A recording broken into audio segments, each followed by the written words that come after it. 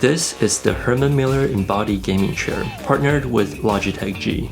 And today we're going to take a look at some of the pros and cons about this chair, as well as my overall experience with this $2,000 chair, which is not exactly cheap. And this also leads to the question, are expensive chair actually worth it? As you see, this chair comes pre-assembled. All you have to do is pull it right out of the box and it's ready to go. And there are a total of 7 adjustments that you can make on this chair. You can adjust the height and width of the armrest. Height of the chair, this right here took me the longest to figure out, but all you have to do is to apply pressure and tilt this knob up or down to change the height. This one right here is to adjust the tension while you lean backward. Turn clockwise if you like it more stiff, or counterclockwise to loosen up. We got the tilt limiter at the back of the chair. There are 3 levels on the tilt limiter, and that determines how far you can recline. The back fit adjustment adjusts the chair to your spine's unique shape so you can maintain a neutral balanced posture, which we'll talk more about in just a bit here. So right out of the box, the look and the design doesn't look like a gaming chair to me at all. There's not even a headrest, and this can easily pass as a conference chair, which is a plus in my opinion. This chair uses multi-layer support structure at the bottom of the seat. There's black suspension that holds the plastic mesh pixel structure. The back has a skeleton structure frame that holds the mesh pixel for support.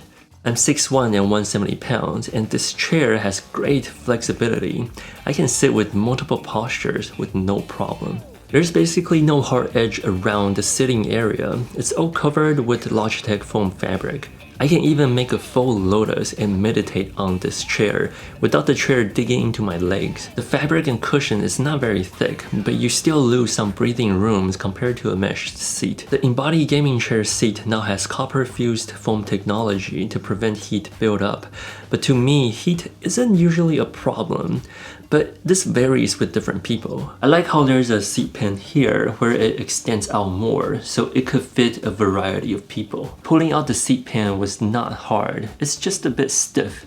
But you'll need to lift it up a bit to push the seat pan back in, which is a bit awkward and doesn't feel very smooth. But usually I just keep it fully extended because that's where I find it most comfortable for my legs. You can also adjust the armrest. It goes really low, or you can make it really high, depending on your need. And there's a lock over here where it locks the height in position. I find this very useful, especially if you want to play an instrument on this chair. The armrest won't get in the way. You can also push or pull the armrest out or in, like so, with a little force. But it's difficult to position and to keep it in place because there's no lock mechanism. So it does take some effort for you to change the position to the place where you want it to be at. And it makes weird noises whenever you adjust it. Like so, which is kind of annoying, to be honest. And whenever I want to move my chair around, I usually grab the armrest and it'll change the position that I had in there initially.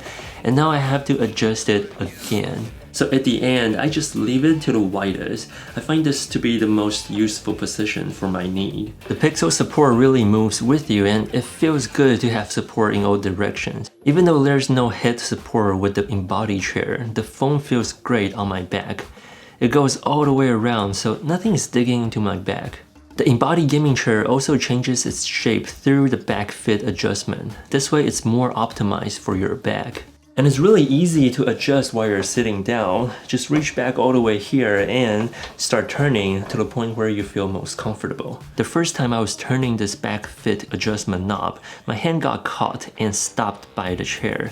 I was holding the entire knob and then I noticed there's this fainted plastic line on the knob. If I grab the knob outside of the plastic line, my hand won't get caught by the chair at all. I'm actually not sure if this is attention to detail design made by Herman Miller for dumb people like me, or the plastic seal line just happened to be there at the right place. So the first day of trying out this chair, I didn't like it at all, especially the armrest. Took me a few tries to get it to the position I like, and it was loud and obnoxious. This Embody gaming chair makes noises whenever it gets the chance.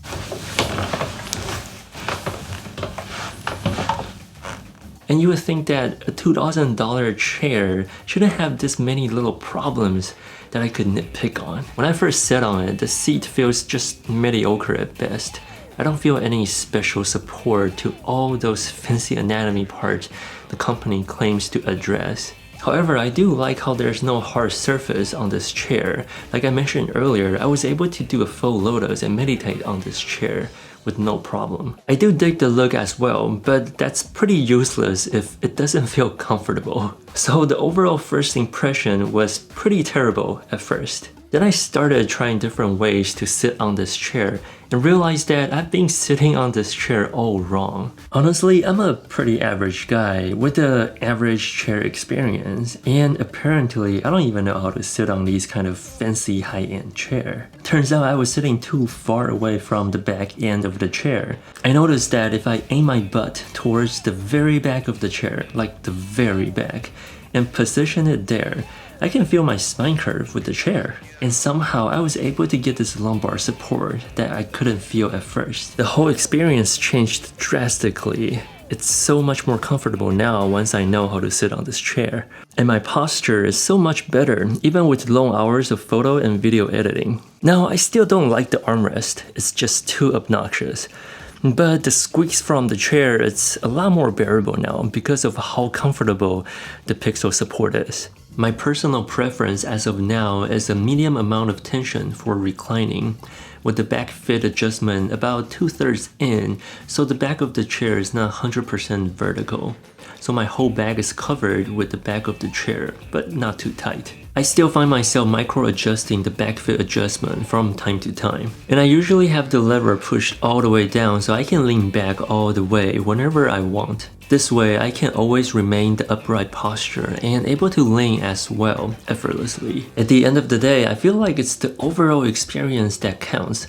Like the chair is part of the whole experience while you're working, whether you're doing long hours of programming, designing, gaming, or even video editing. So I said an expensive chair like this is worth it if it gives you the most amount of comfort and an enjoyable experience while sitting on it for a long period of time. It does pay off to some certain extent. But of course, if you find something cheaper that does the same thing for you, then that's even better.